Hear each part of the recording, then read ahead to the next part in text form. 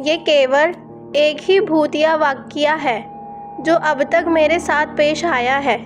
मेरी उम्र फ़िलहाल 23 साल है और जब मेरे साथ ये घटना घटी थी तब मैं केवल 11 साल का था। मैं पूर्व बंगाल की राजधानी कोलकाता से हूँ।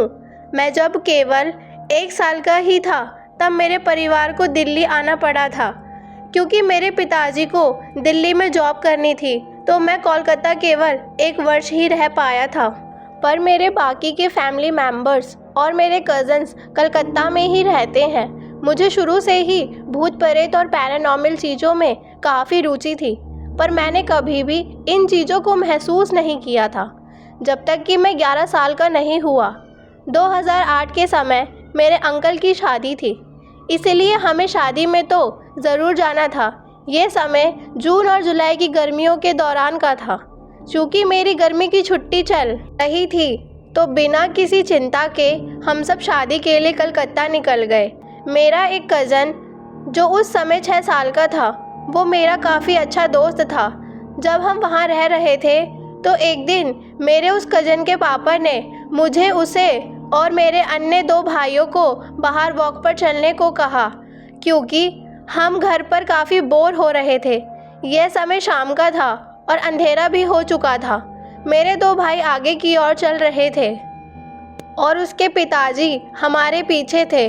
उस जगह पर काफ़ी छोटी छोटी गलियां थी जहां से हम शॉर्टकट ले सकते थे, तो हम भी उनमें से एक तंग और अंधेरी गली में चले गए।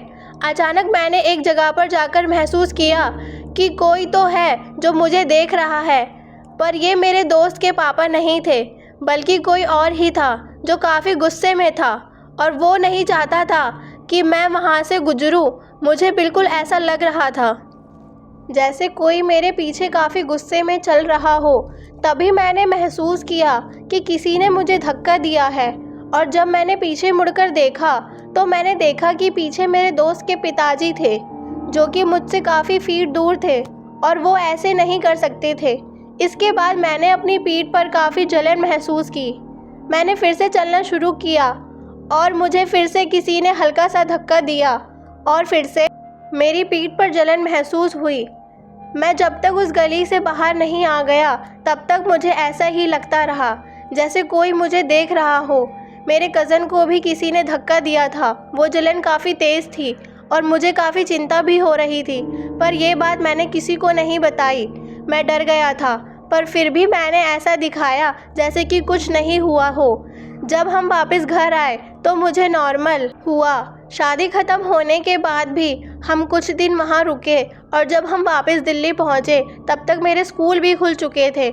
उसके अगले दिन मैं स्कूल गया और घर लौटकर जब मैं अपने कपड़े बदल रहा था तब मैंने देखा कि मेरी पीठ पर 3 लंबे नाखून से खुरचने के निशान थे।